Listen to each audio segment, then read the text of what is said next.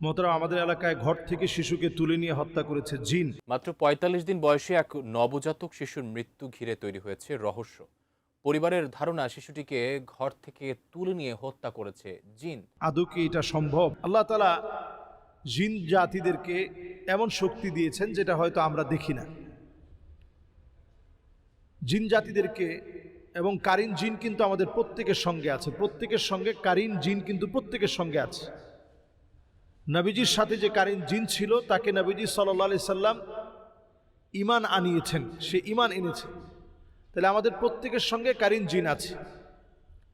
এছাড়া জিনদের মধ্যে ভালো খারাপ দুই ধরনের জিনই রয়েছে। খারাপ জিন যেগুলো আছে, এই জিনগুলো মানুষের ক্ষতি করার চেষ্টা করে। তো ক্ষতিটা করে কেন? ধরেন সেই দিনও আমি একটা ভিডিও দেখছিলাম, এবং আমি জামিয়া কাসিমিয়া মাদ্রাসার এক ঘটনা থেকেও শুনেছি। অসংখ্য ঘটনা এমন ঘটেছে যে হয়তো একটা বট গাছের নিচে ঠিক দুপুরে, মানে যখন একেবারে 12টা, সূর্য মাথার উপরে, এই টাইমে জিনের চলাচলের টাইম। আবার গভীর রাতে জিনের চলাচলের টাইম। তো গভীর রাতটায় জিন চলাচল করে, এবং ঠিক দুপুর একবারে সূর্য যখন মাথার উপরে তখন জিন চলাচল করে। তো এই টাইমে কোনো একজন হয়তো যাওয়ার সময় তার মাথার মধ্যে পা লেগেছে, যেটা জিন টের পেয়েছে, আপনি হয়তো টের পাননি, সে হয়তো রেস্ট নিচ্ছিল। তো এই জাতীয় ঘটনায় অনেক সময় দেখা যায় যে প্রচণ্ড আপনি মাথা ব্যথায় কাতরাচ্ছেন, আপনি জানেন না যে কোন কারণে মাথা ব্যথা হচ্ছে। আপনি এমআরআই করালেন, আরও অনেক পরীক্ষা নিরীক্ষা করালেন, সিটি স্ক্যান করালেন, কোনো কিছুতেই আপনি কোনো রিপোর্ট পাচ্ছেন না যে কোন কারণে আপনার এরকম প্রচণ্ড ব্যথা হচ্ছে। কিন্তু আসলে ব্যথা কিন্তু প্রতিনিয়ত হচ্ছে। তাহলে এটা থেকে বাঁচার জন্য আমাদের ঘর থেকে বের হওয়ার সময় নবীজির শেখানো দোয়াটা পড়া দরকার। বিসমিল্লাহি তাওয়াক্কালতু আলাল্লাহ, এই দোয়াটা পড়ে আপনি ঘর থেকে বের হন। বিসমিল্লাহি তাওয়াক্কালতু আলাল্লাহ, এটা পড়ে আপনি ঘর থেকে বের হন। লা হাওলা ওয়ালা কুওয়াতা ইল্লা বিল্লাহিল আলিয়্যিল আযীম, পড়ে আপনি বের হন। আবার যখন আপনি ঘরে প্রবেশ করতেছেন, জিনের দলটা যেন আপনার সঙ্গে ঢুকতে না পারে।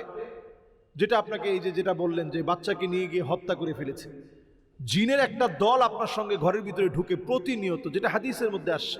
এটা থেকে বাঁচার জন্য আপনার আমার প্রয়োজন ঘরের ভিতরে ঢুকতে আপনি বিসমিল্লাহ বলে ঘরের ভিতরে ঢুকেন, সালাম দেন, আসসালামু আলাইকুম ওয়া রাহমাতুল্লাহ। এতে যদি কেউ নাও থাকে আপনি সালাম দেন, জিনের দলটা তখন বলবে যে আজকে আর আমি ঘরে ঢোকার সুযোগ পাই নাই। আর যদি আপনি সালাম না দেন, বিসমিল্লাহ না বলেন, এরপরে আপনি খেতে বসছেন, তখনও আপনি বিসমিল্লাহ বলেন নাই, আদরাকতুমুল মাবিত, তখন জিনরা বলতে থাকে, ওই দলটা বলতে থাকে যে আজকে ঘরের ভিতরে ঢোকার পারমিশন পেলাম, খাওয়ারও পারমিশন পেলাম। তো এইভাবে জিন কিন্তু আমাদেরকে ক্ষতি করার জন্য প্রস্তুত থাকে সব সময়। চুলগুলো যখন মহিলারা ছেড়ে ঘুমায়, তখন অনেক সময় জিন ক্ষতি করার জন্য আসে।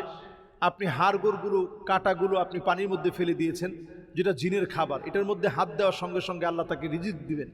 তো আল্লাহ তাকে যেটা দিয়ে রিজিক দিবেন, ওইটার মধ্যে আপনি পানি দিয়ে ফেলছেন। পানি দিয়ে দেওয়ার কারণে জিনেরা প্রচণ্ড রাগান্বিত হবে, এবং এই রাগান্বিত হওয়া থেকেই আপনার ক্ষতি করার চেষ্টা করবে। এজন্য এই সময়টাতে সতর্ক থাকা।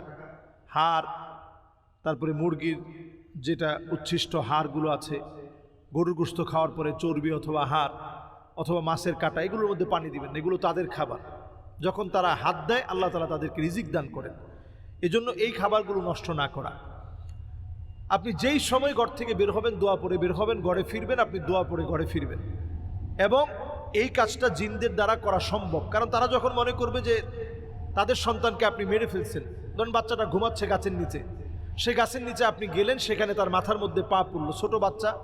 জিনরা কিন্তু হায়াত পায় খুব লম্বা, তারা বালেগ হয় 300 বছর বয়সে, এবং তারা হায়াত পায় হাজার হাজার বছর, 3000 বছর, 2500 বছর, 2000 বছর জিনেরা হায়াত পায়।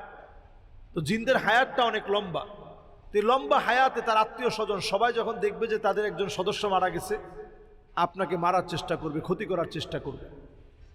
এবং যারা আমরা প্রতিনিয়ত নিজেদেরকে জিনের বিভিন্ন ক্ষতি থেকে বাঁচাতে চাই, সূরা ইখলাস, সূরা ফালাক, সূরা নাসকে আমরা সঙ্গী বানায় নিব। ফজরের নামাজের পরে 3 বার, মাগরিবের নামাজের পরে 3 বার, অন্যান্য নামাজগুলোতে একবার করে পড়ব। ঘুমানোর আগে একবার করে পড়ব। আয়াতুল কুরসি আমরা তেলাওয়াত করব, হাদিসের মধ্যে আসছে ফালাই ইয়াজালা আলাইকা মিনাল্লাহি হাফিজ, আল্লাহ তাআলা আপনার জন্য জিম্মাদার হয়ে যাবে, আল্লাহ তাআলা আপনার জন্য জামিনদার হয়ে যাবে। গোটা রাত আপনি ঘুমাবেন, আল্লাহ তাআলা পাহারা দিবেন, আল্লাহ তাআলা আপনার জন্য জামিনদার হয়ে ফেরেশতাদেরকে নিযুক্ত করে দিবেন। আমরা এই আমলগুলো বেশি বেশি করার চেষ্টা করি। আল্লাহ তাআলা আমাদেরকে তৌফিক দান করুক। ওয়াসসালামু আলাইকুম ওয়া রাহমাতুল্লাহি ওয়া বারাকাতুহু।